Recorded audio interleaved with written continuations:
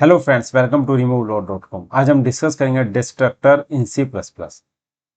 सो definition पे चलते हैं। A destructor in C plus plus is special member function of a class that is automatically called when an object of that class is destroy.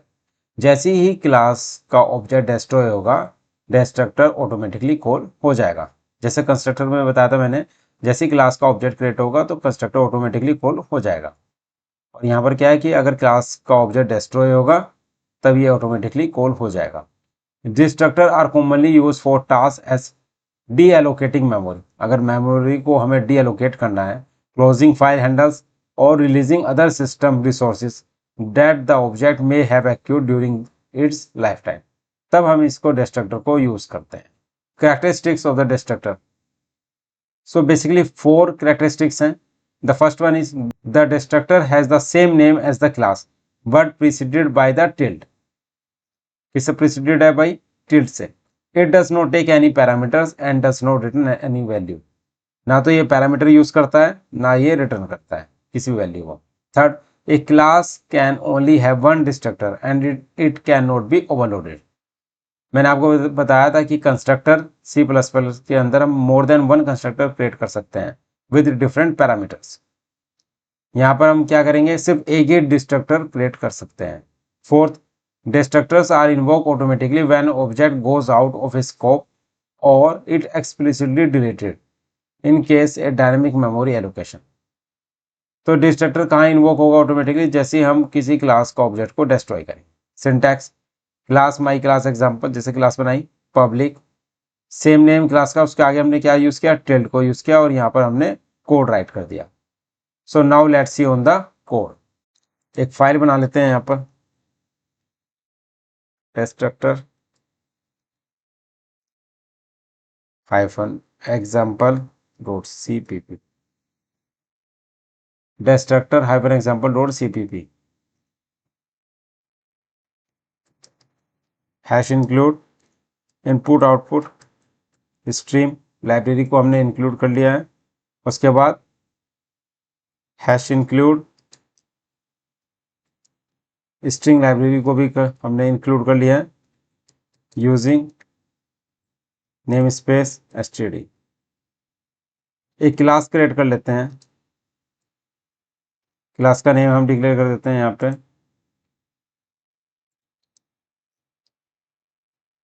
Employ. इसके अंदर हम क्या use करेंगे? Access modifier public. इसके अंदर हमने क्या यूज किया? Int age. इसके बाद हम क्या करेंगे, यहाँ पर एक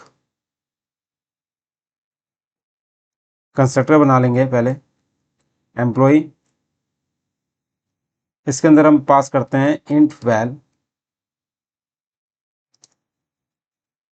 और एज के अंदर एज में हम क्या पास कर रहे हैं? वैल को, मीन्स वैल्यू को। ठीक है, ये करने के बाद ये हमने बना लिया है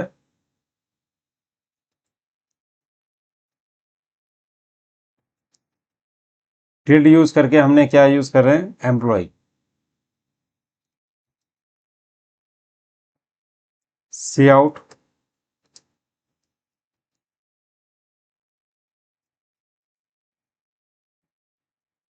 इसमें हम डिक्लेयर कर देते हैं एम्प्लॉय एज इज डिलीटेड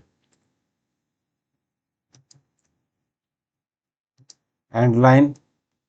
ये करने के बाद ये हमने कर लिया है। यहाँ पर एक मेथड बना लेते हैं void डिस्प्ले एज।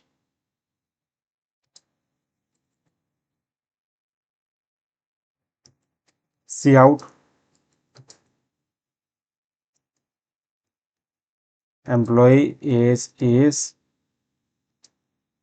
यहाँ पर हम पास कर देंगे एज एंड लाइन। तो हमने क्या किया क्लास के अंदर? इसका हमने एक कंस्ट्रक्टर बनाया एम्प्लॉय, इसको बोलते हैं हम पैरामीटराइज्ड कंस्ट्रक्टर। इसमें हमने क्या पैरामीटर पास किया? वैल। इस वैल्यू को हमने किस में पास कर दिया? एज के अंदर। ये हमारा क्या है? डिस्ट्रक्टर।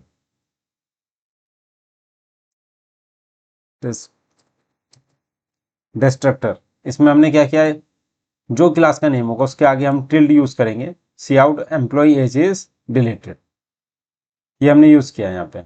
इसको करने के बाद यहाँ पर हम सेमीकोलन लगा देंगे,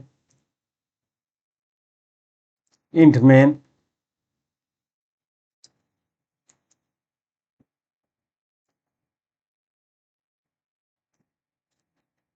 एम्प्लॉय EMP, इसका ऑब्जेक्ट बना लिया हमने, EMP डॉट डिस्प्लेज, ये हमने कर लिया यहाँ पे। और इस लास्ट में हम क्या करेंगे, रिटर्न 0 सेमीकोलन। इसको हमने सेव किया, एग्जीक्यूट करेंगे इस फाइल को, G++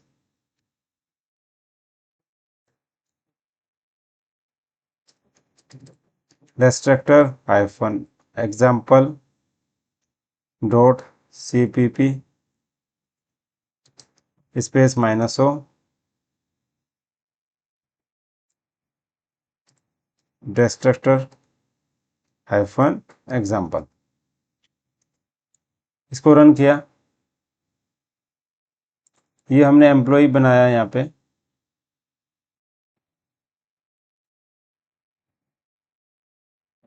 यहाँ पर हम क्या करेंगे, हमने कौन सा पैरामीटराइज किया था, तो यहाँ पर हम क्या पास करेंगे, एज पास करेंगे 21।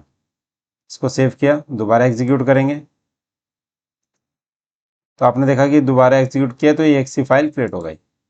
अब इस फाइल को हम रन कर लेंगे, PS डिस्ट्रक्टर -example, तो आप देखोगे एम्प्लॉय एज इज 21 और एम्प्लॉय एज इज डिलीटेड। जैसे ही ऑब्जेक्ट क्रिएट हुआ उसके बाद क्या होगा, ये ऑटोमेटिकली डिस्ट्रक्टर डिलीट हो जाएगा, तो एम्प्लॉय एज इज डिलीटेड। तो इस तरीके से आप डिस्ट्रक्टर को यूज कर सकते हैं अपने क्लास के अंदर। So kindly subscribe my YouTube channel. Thank you so much.